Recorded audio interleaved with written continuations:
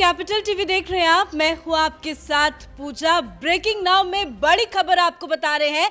पश्चिम बंगाल में शिक्षक भर्ती घोटाले में ईडी ने बड़ा एक्शन लिया है। ईडी ने अर्पिता के दूसरे फ्लैट में छापेमारी की और जब ईडी ने दूसरे फ्लैट में छापेमारी की तो वहां 1, 2, 10, 20 करोड़ नहीं बल्कि 30 करोड़ की बरामदगी हुई है। सीधी तस्वीरें आपको दिखा रहे हैं, पैसों का पहाड़ दिखा रहे हैं, जिसकी तस्वीरें खुद ईडी ने शेयर की है। आप तस्वीरों में देख सकते हैं कि यह अर्पिता का फ्लैट है। फ्लैट के अंदर से इतने ज्यादा पैसे मिले हैं कि ईडी के अधिकारी भी गिनते गिनते थक गए। कई मशीनें बुलाई गई, मशीनों के जरिए 10 घंटे तक करीब करीब इन पैसों की गिनती हुई है। आपको बता दें कि 3 मशीनों को बुलाया गया था। बक्सों में भर भर के पैसा जो है ट्रक के जरिए ईडी के अधिकारी ले गए और बताया जा रहा है कि 10 घंटे तक करीब करीब ये गिनती जो है वो चली है।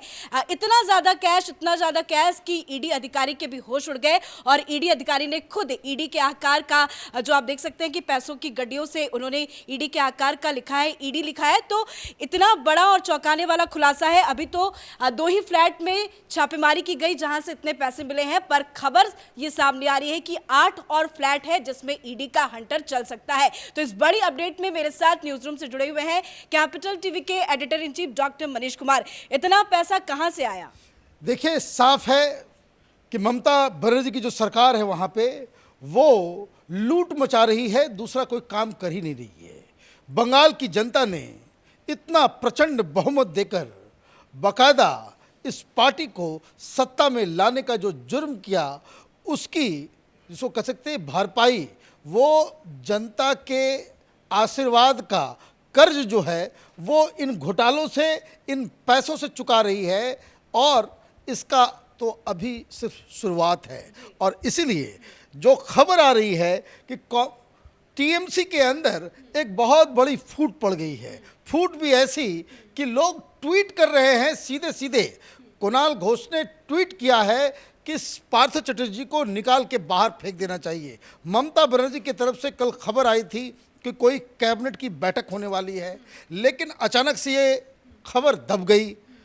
फिर मालूम चल रहा है कि अभिषेक बनर्जी डिसिप्लिनरी कमेटी की बैठक 5 बजे लेने वाले हैं, जिसमें पार्थ चटर्जी को टीएमसी पार्टी से बाहर निकाला जाएगा, हर पद से उनको मुक्त किया जाएगा और मंत्री पद से भी उनको हटाया जाएगा। और इस बात को लेकर जब ईडी के अधिकारियों ने पार्थ चटर्जी से पूछा कि भाई आपको निकालने की तैयारी हो रही है, तो वो फिर से भड़क उठे, नाराज हो गए कि किसकी मजाल जो मुझे टीएमसी से बाहर कर दे, मंत्री पद से हटा दे। देश में बहुत सारे लोग हैं जो मंत्री पद बने हुए हैं, उनके ऊपर कार्रवाई चल रही है, हिरासत में हैं, जेल में हैं, लेकिन उनको नहीं हटाया गया। वो सत्येंद्र जैन का एग्जाम्पल दे रहे हैं, वो नवाब मलिक का एग्जाम्पल दे रहे हैं, कई सारे एग्जाम्पल्स दे रहे हैं। तो मतलब कि ये जो कैश कांड की वजह से टीएमसी के अंदर एक बड़ा बवाल मचा है। लेकिन पहले आपको ये जानना और समझना ज़रूरी है कि दरअसल ईडी के हाथ में ये नोटों की गड्डियों का पहाड़ ये दरअसल आया कहाँ से। बातचीत हो रही थी अर्पिता से। अर्पिता को कहा गया कि भाई इतने सारे कैश आपके मिले हैं, वो किसके हैं? तो उसने कहा कि मुझे नहीं मालूम, और आप इतना ज़्यादा अमाउंट जो आप बता रहे हैं, तो क्या आपके लोग बेलगरिया के फ्लैट पे भी गए थे क्या? और जब बेलगरिया के फ्लैट के बारे में ईडी के अधिकारियों को बताया गया, उनके कान खड़े हो गए। इमीडिएटली 15 अधिकारी वो वहाँ बेलगरिया के फ्लैट पे पहुँचते हैं। ताला बंद था, ताला तोड़वाया गया और ताला जब टूटा, अंदर अधिकारी पहुँचे तो जितना भी कबर्ड था उसके अंदर नोटों की गड्डियां पैकेट बना करके ठूस ठूस के रखा हुआ था। वॉशरूम से भी पैसे मिले हैं। सब जगह जहां जहां जगह मिल पाया ये लोग वहां पे जो है रखे हुए थे। अब वहां से कई सारी चीजें मिली हैं। नोट इतने ज़्यादा कि ईडी के अधिकारियों ने फौरन स्थानीय एसबीआई के मैनेजर को फ़ोन किया और कहा कि भाई आपके बैंक में जितने भी काउंटर पे रखे हुए हैं पैसे काउंट करने वाली मशीन, उसको लेकर के 5 मशीन को लगाया गया। रात भर काउंटिंग हुई। 30 करोड़ के आसपास कैश मिले हैं, 2000 की गड्डियां और 500 रुपए के नोट की गड्डियां ये मिली हैं। साथ ही साथ सोने के बिस्किट्स मिले हैं। 5 किलो सोना। 5 किलो सोना वहां से बरामद हुआ है। और एक जो नई जानकारी आ रही है कि एक जमीन का कागज भी वहां से मिला है। वो HA प्रोडक्शन हाउस लिमिटेड के नाम से। अब वो अपने आप में 24-25 करोड़ की संपत्ति है।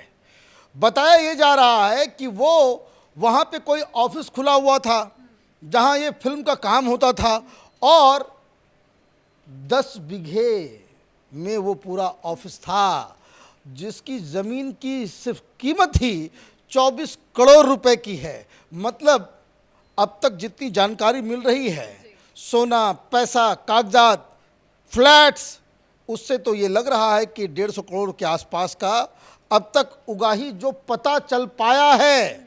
और ये ईडी के अधिकारी बता रहे हैं कि ये तो अभी शुरुआत है, ये 10% भी नहीं है। मतलब ममता बनर्जी का नंबर 2 वो हजारों करोड़ रुपए की संपत्ति बंगाल की जनता को लूट के, चूस के उसने इकट्ठा कर लिया है। और ममता बनर्जी अभी तक उसको सैक नहीं की है। मतलब ये राजदार भी है, ये कई सारी चीज़ों को जानता भी है।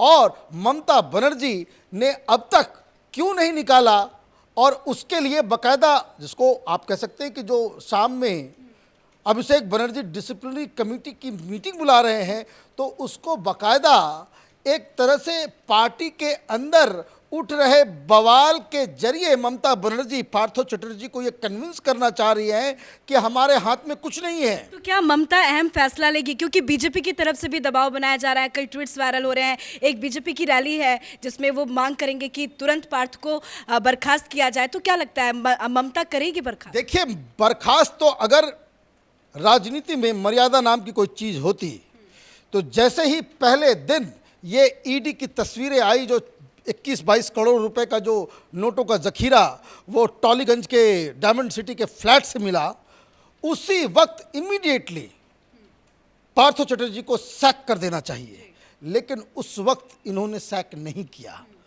क्यों नहीं किया? इसका मतलब है कि कुछ न कुछ बात जरूर है। लेकिन बयान दे रही हैं कि कुछ गलत है तो तुरंत फौरन कार्रवाई होनी। इसका क्या मतलब है?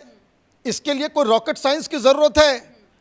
22 करोड़ रुपए एक फ्लैट में मिल रहे हैं, 30 करोड़ रुपए कैश में अलग जगह मिल रहा है। इसको तो चित्रगुप्त भी नहीं संभाल सकते, इसका अकाउंटिंग तो कोई दे ही नहीं सकता।